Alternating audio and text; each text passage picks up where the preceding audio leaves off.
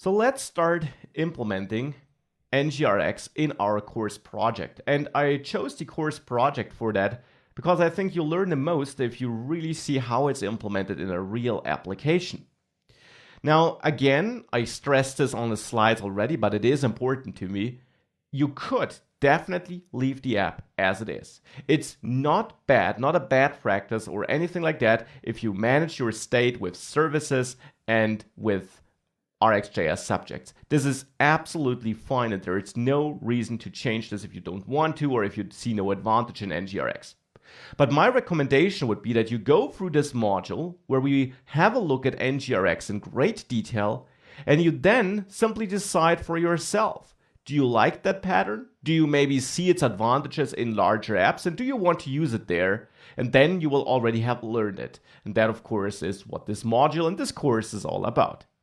So to get started, we first of all need to install NGRX because it is an extra package which you need to install through NPM. As I mentioned, it is maintained by parts of the Angular team and also by the community. So you install it by running npm install in your project folder, --save to also add an entry to package.json, and then it's at ngrx/store. This is the first package we need. And I say first package because we'll later also need some other packages, but this is the core of NGRX, which you always need and which gives you the core features you need to get started. So let's now hit enter and let's wait for this installation to complete.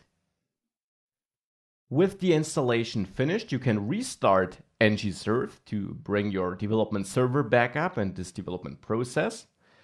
And now we can get started adding NGRX. Now, if you recall that slide from earlier, you see that the core parts that we will probably need right now to get started are the store, the reducers, and the actions.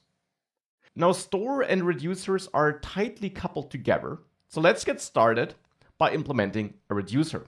And for that, in that shopping list folder here, I will simply add a new file next to the shopping list service and so on, which I'll name shoppinglist.reducer.ts. So the shopping list reducer file here is the file I added, and in there we have to provide such a reducer. Now, how does such a NGRX Redux reducer look like? As I said, it's just a function. So you should export a function here, which you can give any name you want, and I'll name mine shopping list reducer. And that function, and that's now important, receives two arguments automatically because we will soon add it such that it's automatically managed by the NGRX package, and this NGRX package will in the end be the part that calls this function, not right now, but soon, and the NGRX package will therefore pass these arguments into this function. So we can rely on two arguments being passed into this function. And that's the state, so the current state before it was changed. It's changed by the reducer, so obviously we get it before it was changed. And the second argument is the action, because keep in mind, it's the action that triggers the reducer and in the end a state update. So these two things are passed in by NGRX.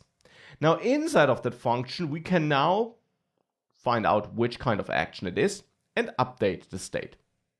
Now for this, we also can set up an initial state. Because if you have a look at your shopping list service, which of course is the thing we're trying to replace here, you would say the ingredients, that basically is our state, right? That is the data we're managing here.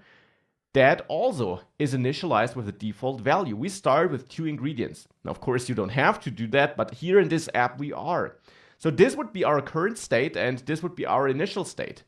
And therefore, it would make sense to have a similar initial state here when we switch to NGRX instead of using our own service. Hence, here in the shopping list reducer, we can create a new constant which you can name initial state. That name is totally up to you, just like this function name here, by the way. So here I'll name it initial state, and this should be a JavaScript object. Your state should be a JavaScript object. It actually doesn't necessarily need to be one, but for anything but very trivial apps or very specific cases, it probably will be a JavaScript object because that simply allows you to group more different data together. So here we have a shopping list service object, and in there, it would make sense to have an ingredients property. So let me copy that ingredients property, including the type and the two ingredients, and add this here to this newly added object. Now the ingredient type is missing here, so we have to add this import to this file, and I used my IDE to automatically add it. Now we need to edit this a little bit. Since we're in a JavaScript object, we don't assign values with an equal sign, but with a colon, like this. And TypeScript is able to infer the type automatically because this is an array of ingredients, and hence TypeScript automatically assumes that it, well, is an array of ingredients. So that is our initial state here. Now we can set that initial state by giving this first argument we're getting here in that function initial state as a default value. Now that's a TypeScript or next-gen JavaScript feature. You can assign default values to function arguments, which means if that function argument is not set or would be null otherwise, then this initial state is passed in instead. So the first time this reducer will run, it will receive that initial state for subsequent actions. So once the state has been initialized for the first time, and it will be initialized globally by NGRX, once it has been initialized, state will always be the previous state, only for the first time. So when NGRX is initializing the application state, it will be our initial state.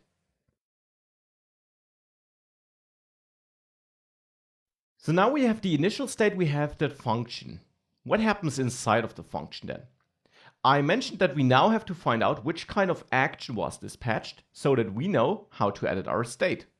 Again, don't get confused that we're not dispatching actions yet. We'll soon add the code to do so. Now, to check different kinds of possible actions, you could add multiple if statements and run different code depending on which action you have, or since you have multiple possible conditions, you can use a switch case statement. And then on the action, you have to check the type of the action. Now, to get better TypeScript support, you can add a type here to the argument, to the action argument, and the type would be action, where action is actually imported, not from this package, but where action is actually imported from @ngrx store. This exports an action interface, and this simply is an interface that forces any action to have a type property, which is why we can safely check it here. So now I'm switching on the action type, and now we can just register different cases. So different action types you want to handle. Now it's totally up to you as a developer of this application which action types your application has. And here we could start with a simple one. If we have a look at the shopping list service, getting doesn't really change the state, but maybe we start with adding an ingredient because that will change our ingredient's state. It will add a new one. So we could start with a simple state, which we now give an identifier, or type is the identifier, but the value of type is a string. So here we could name this add ingredient. Now it's absolutely up to you what the value here is, but the convention is to use an all uppercase text, which kind of is clear about what this action will do. So here, if I give this action an identifier, a type of add ingredient, it's pretty clear that, well, this action will probably add an ingredient. So add ingredient is the case here. And with that case registered, we now have to do what? If you recall what I said on the slide, we have to return a new state now. So we get the old state and we need to return a new state. Now what you could do is, you could take the state, which has the ingredients property, and then simply use push to add a new ingredient. And that would be totally wrong, because state changes with NGRX always have to be immutable, which means you must not edit the existing or the previous state. It's absolutely forbidden and a bad practice if you do so. So never touch the existing state. Instead, return a new object which will replace the old state, and to not lose all the old data, copy the old state with the spread operator. That is next generation JavaScript syntax, which is also supported by TypeScript. It essentially pulls out all the properties of the old state and adds these properties to this new object. Hence, we have a new object with the old data, and hence we have a copy of the old state. And if we now edit this copy, it's okay. So we copied all the old state, and now I want to override the ingredients. So I'll add the ingredients property, and now we can assign a new value to that. Now, correctly, you would say that the old state was just an object with the ingredients property. So if I copy the entire old state and I then change the ingredients, I essentially don't need to copy it. And indeed, you could omit this here because we're changing the only thing this state has. Still, it is a good practice to always copy the old state because later and in other apps you will certainly have some states that consist of more than one property, and if you then only change one of the properties and you forget to copy the others, you overwrite the old state with the new state where you dumped all the properties you didn't change, and that's not something you want. So rule of thumb, always copy the old state, then overwrite what you want to change. Now, ingredients has to be an array, and of course here I don't want to lose my old ingredients. Therefore, in this ingredients array, I also again copy my old state ingredients now. So I access the previous state, which we still have here in the state argument, and there I access the ingredients property, which holds this array of ingredients, and the spread operator can also be used on arrays to pull out all the elements. And I then add all these elements I pulled out to this array here. So therefore now the ingredients array is a new array with the old elements in there. Now, side note, the elements themselves are also objects, and I didn't copy those. So here we technically still have the old objects in that array, but we don't change them, so that is fine. What I do change, however, is I do add a new element here. And that would, well, where do I find this? Well, it has to be part of the action somehow, but we don't know yet.